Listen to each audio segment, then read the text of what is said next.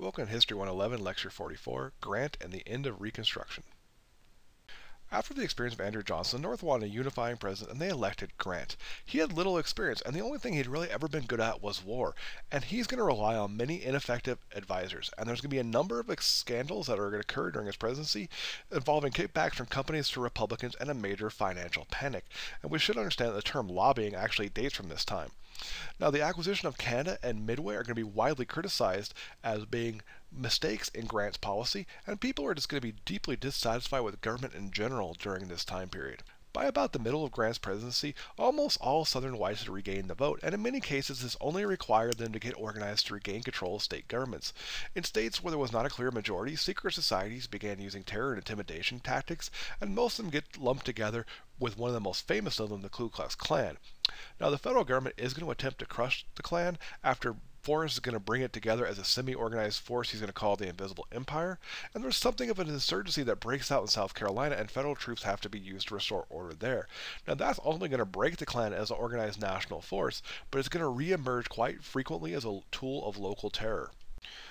Support in the North is going to begin to wane. There's a deep-rooted dissatisfaction with government during the Grant years. Many people do not want to continue to incur the costs of military occupation, especially after the Panic of 1873, and the Depression that runs from 1873 to 1877 is going to cause states to withdraw services, especially those for freedmen, and Republicans are going to lose control of Congress in 1874. Following serious voter intimidation, Democrats are going to regain control of many southern state governments around this time. Grant is going to seek a third term, but his party is not going to back him, and the Republicans are going to choose instead Rutherford B. Hayes.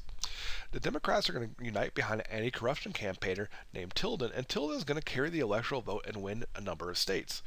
The voter returns, however, in 3 southern states were disputed, and the outcome was in doubt.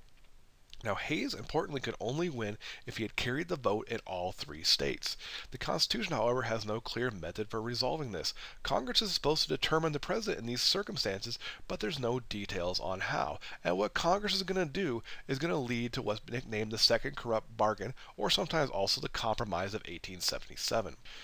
So what Congress does is they go ahead and choose a 15-member commission whose job is to recommend a winner. And they take 5 justices of the Supreme Court, 5 from the Senate, and 5 from the House. And they have equal numbers of Democrats and Republicans, with justices of the Supreme Court supposedly to be neutral. And the idea is going to be they're going to get a balanced outcome. Now, the vote goes right down party lines, with Justice of the Supreme Court favoring Hayes. So he wins in an 8-7 decision, and they recommend to Congress that Hayes become the president, and Congress accepts that recommendation. Now, what had happened behind the scenes was a deal was cut, and the deal was based on the promise that Hayes would withdraw the army from the South and end Reconstruction if he was in fact judged the winner. Now, what happens in effect is the federal government's going to give up on any attempt to alter Southern society and leave those states to do as they pleased.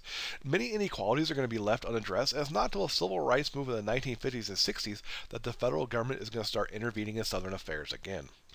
So what's the big idea here? Well, the Grant presidency was a time period where there's a mass discontent with government and a lot of issues involving corruption and so on.